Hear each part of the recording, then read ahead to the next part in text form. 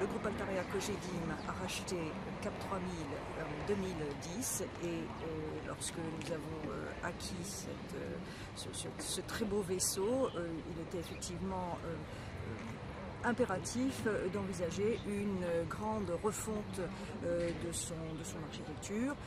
Rappelons que c'est un centre qui a pratiquement 50 ans.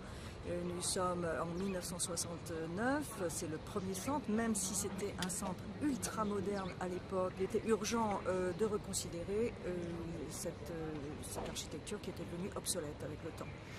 Tout en conservant, et ça a été le maître mot de l'architecture que vous allez voir et visiter aujourd'hui, tout en conservant l'âme de ce centre commercial qui, depuis le début, est plébiscité par toute la population. Et nous avons effectivement beaucoup de clients fidèles et fidélisés qu'il ne fallait pas décevoir. Aujourd'hui, nous pouvons admirer le travail de Patrick Join et de Sonji Monkou, célèbres designers qui sont plutôt des spécialistes d'hôtels 5 étoiles, de lieux très esthètes.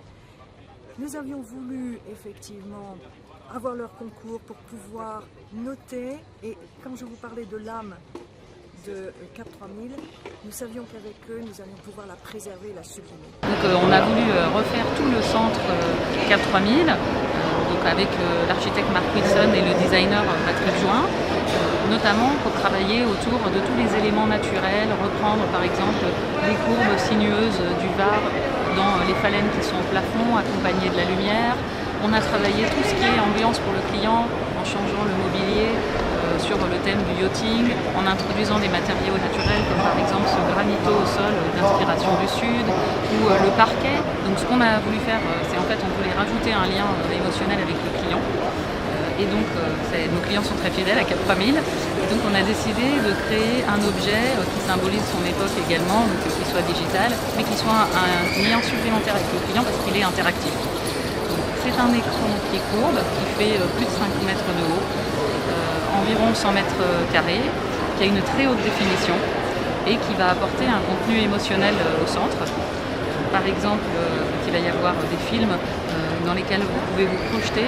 Il va y avoir également des contenus le mercredi et le samedi de réalité augmentée avec des orques, des dauphins avec lesquels les enfants pourraient jouer. Il va y avoir également, d'ici la fin de l'année, la possibilité d'envoyer des vidéos comme des posts ou des messages sur l'écran à des personnes à l'intérieur du centre.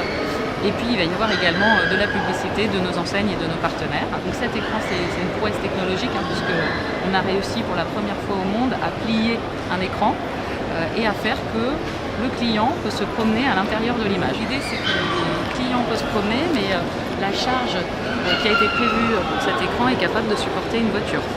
Donc ça nous laisse le champ des possibles dans les animations envisageables sur cet écran.